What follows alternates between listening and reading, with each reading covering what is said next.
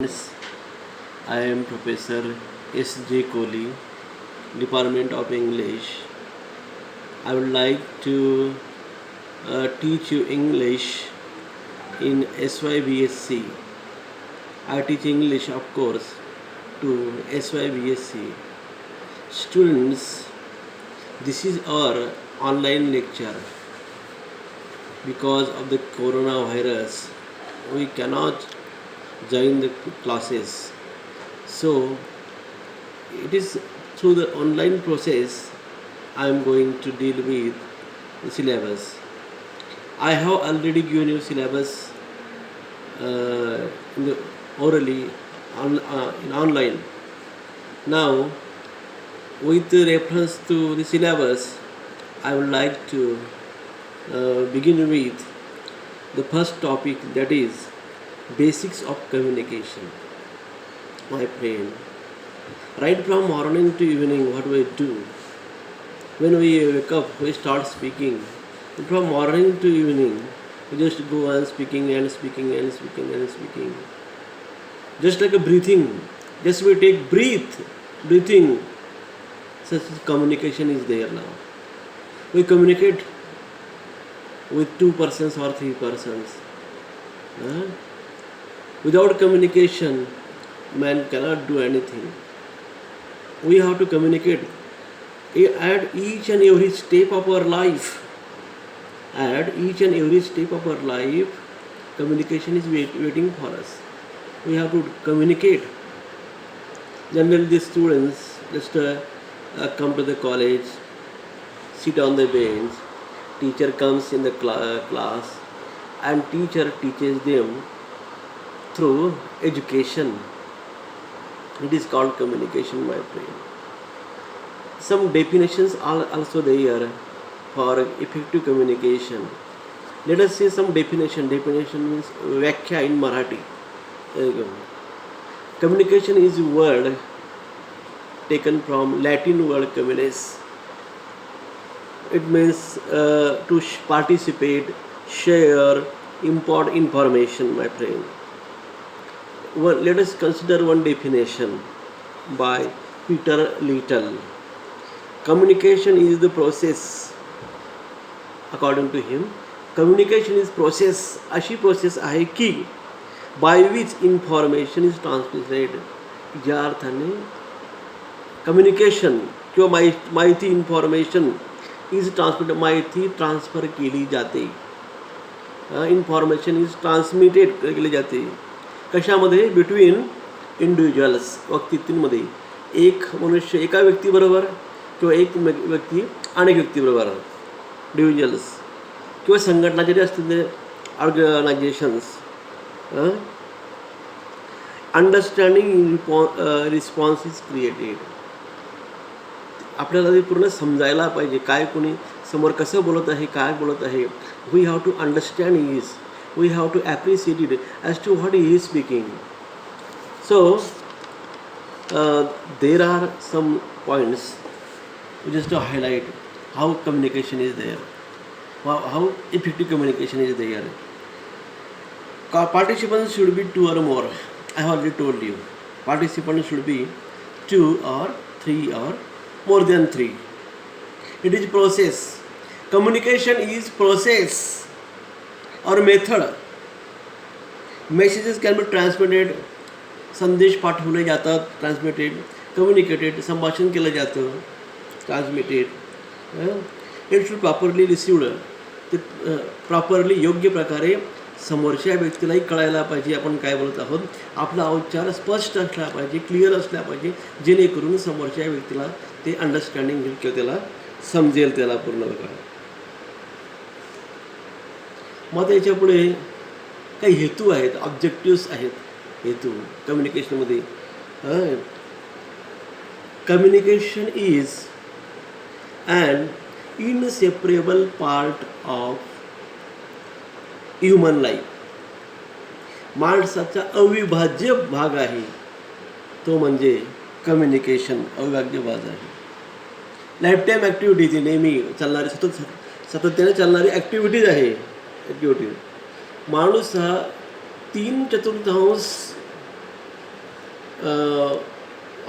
जीवनामधील तुमचे जो त्या भाग दिवसामधून हा कम्युनिकेशनमध्ये पार पाडत असतो, कम्युनिकेशन करत असतो. घरापासून निघाल्यानंतर बाहेर नोकरीला जरी गेला त्या ठिकाणी तो कम्युनिकेट करतो. कोणी कंपनीमध्ये असतं, कोणी बिझनेसमध्ये असतं, कोणी एज्युकेशन डिपार्टमेंटमध्ये असतं. सगळ्या ठिकाणी काय असेल कम्युनिकेशन आहे. कम्युनिकेशनशिवाय आपलं कधीही चालणार नाही, थकणार नाही कम्युनिकेशनशिवाय. त्यासाठी काही इम्पॉर्टंट टॉपिक्स आहेत कम्युनिकेशनसाठी. इम्पॉर्टंट टॉपिक्स आहेत. पहिला टॉपिक आहे इन्फॉर्मेशन. कम्युनिकेशन म्हणजे काय? आपण बोललेली माहिती, बोललेल्या आयडियाज, फिलिंग्ज, इमोशन्स समोरच्या व्यक्तीला योग्यपणे कळायला लागणे. म्हणजेच आपली इन्फॉर्मेशन, आपली माहिती त्याच्यापर्यंत पोचवली जाणे, यालाच म्हणतात कम्युनिकेशन. माहिती पोचवली जायला पाहिजे.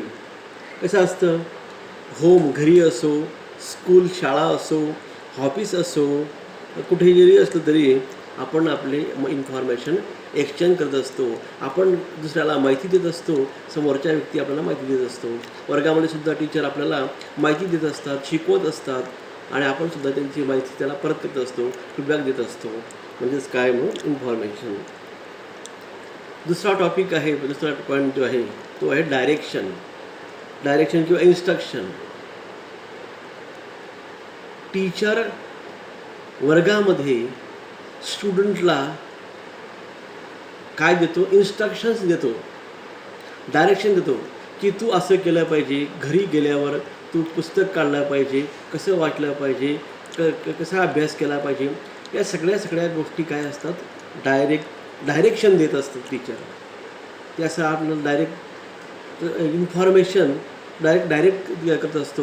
म्हणजे इन्स्ट्रक्शन देत असतो बघा इन्स्ट्रक्शन्स. स्कूल असो, कुठे जरी असतं किंवा आपल्यापेक्षा ज्युनियर असेल, समजा आपण सिनियर आहोत, आपल्यापेक्षा ज्युनियर माणसाला आपण चांगल्या प्रकारचं काहीतरी नॉलेज देत असतो किंवा सांगत असतो. त्याला म्हणतात इन्स्ट्रक्शन्स देणे किंवा डायरेक्शन्स देणे. समजा एखाद्याने सांगितलं, आपण मोबाईल हाताळतात, यूट्यूबमध्ये जर गेले तर त्या ठिकाणी चहा कशी करावी, खिचडी कशी करावी हे त्या ठिकाणी गाईडलाईन्स दिलेले असतात. त्याला पाणी घ्यावे, त्यात दूध टाकावे, चहा पावडर टाकावे, हे सगळं काय आहे? हे सगळं आहे डायरेक्टिव्ह फंक्शन. डायरेक्शन दिले असतात की खिचडी करण्यासाठी तांदूळ डाळ एकत्र केले पाहिजेत, मसाला टाकला पाहिजे, चटणी टाकली पाहिजे. हे सगळ्या गोष्टी काय आहेत? ह्या डायरेक्शन आहेत, डायरेक्टिव्ह फंक्शन आहेत किंवा इन्स्ट्रक्शन्स आहेत. म्हणून कम्युनिकेशन याच्यामध्ये सुद्धा डायरेक्शन महत्त्वाचे असतात, इन्स्ट्रक्शन्स महत्त्वाचे असतात. निगोशिएशन. आपल्या कंपनीमध्ये किंवा बिझनेसमध्ये बाहेरचा आउट ऑफ फॉरेनचा मनुष्य जेव्हा आपल्याकडे येतो आणि तो आपल्या बिझनेसविषयी डीलिंग करतो, याला म्हणतात निगोशिएशन. निगोशिएट करणे, मध्यस्थी करणे. तर समजा अमेरिकेचा इंग्लंडचा आला तर त्याला निगोशिएशनसाठी त्याला इंग्रजी भाषा वापरली जाते. इंग्रजी ही आंतरराष्ट्रीय भाषा आहे, इंटरनॅशनल लँग्वेज आहे. समजा आपल्याला कुठे जरी जायचं असेल, अमेरिका जायचं असेल, इंग्लंड जायचं असेल, जर आपल्याला इंग्रजी जर आली नाही तर आपल्याला कोणत्याही प्रकारचे निगोशिएशन करता येणार नाही. यासाठी इंटरनॅशनल भाषा इंग्रजी सगळ्यांना अवगत असली पाहिजे, सगळ्यांना आली पाहिजे. ती माहिती ती इंटरनॅशनल लँग्वेजचा वापर करून समोरचा मनुष्य आपल्याशी निगोशिएट करत असतो.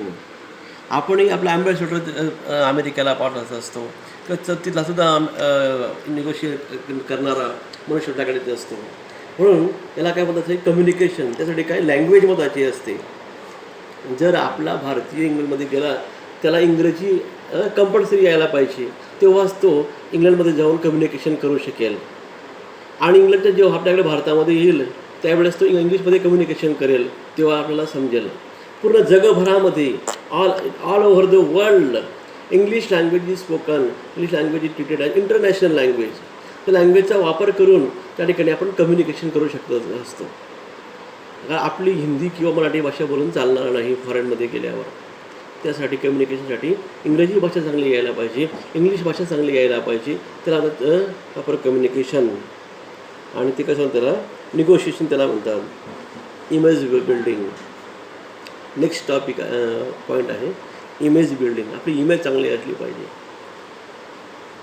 समजा टीचर वर्गात आला, टीचरने चांगल्या प्रकारचे कपडे परिधान केले नसतील, ड्रेस परिधान केला नसेल, तर तो चांगल्या प्रकारचा हावभाव सायन्स काही करू शकणार नाही. इनडायरेक्टली त्याचे वेगळे परिणाम होत असतात. म्हणून इमेज चांगली असली पाहिजे. इमेजसाठी चांगले कपडे असले पाहिजेत, दाढी केलेली असली पाहिजे, सेविंग केलेली असली पाहिजेत, व्यवस्थित कपडे घातलेले पाहिजेत. आणि समजा कंपनी असेल किंवा बिझनेस असेल, त्या ठिकाणीसुद्धा आपली इमेज चांगली असली पाहिजे. इमेज जर चांगली असेल तर आपण समोरच्या व्यक्तीशी चांगल्या प्रकारचे कम्युनिकेशन करू शकत असतो. समजा आपल्याला नीट राहता आलं नाही, चांगलं बसता आलं नाही, चांगलं बोलता आलं नाही, या सगळ्या गोष्टी कम्युनिकेशनमध्ये असतात. म्हणून नेक्स्ट टॉपिक दुसरा म्हणून आपण इम्पॉर्टंट टॉपिक जो आहे तो म्हणजे एज्युकेशन, टीचिंग फील्डमध्ये. प्रायमरी स्कूलपासून तर डायरेक्ट सिनियर कॉलेजपर्यंत, उच्च तंत्र शिक्षणपर्यंत, उच्च एज्युकेशन घेते आपण, हायर एज्युकेशन घेण्यासाठी काय असतं, कम्युनिकेशन असतं. प्रायमरी स्कूलमध्ये गेलं तिथे जर टीचर असतं तर आपण गुरुजी म्हणतो आपल्या भाषेमध्ये. तो लहान मुलांना अल्फाबेट शिकवतो, क क ख ग शिकवतो, बाराखडी शिकवतो. याला काय म्हणतात, कम्युनिकेशन. कसे कम्युनिकेशन? थ्रू एज्युकेशनमध्ये शिक्षणामध्ये सुद्धा त्या ठिकाणी तो त्याला शिकवत असतो. म्हणून एज्युकेशनमध्ये काय महत्त्वाचं आहे, कम्युनिकेशन महत्त्वाचं आहे. कम्युनिकेशन महत्त्वाचं आहे. नंतर तो हायस्कूलला जातो, त्यावेळेस नवीन भाषा शिकतो, इंग्रजी भाषा शिकतो हायस्कूलला गेल्यावर. तर ते इंग्लिश भाषा त्याला चांगली बोलता यायला पाहिजे, करता यायला पाहिजे.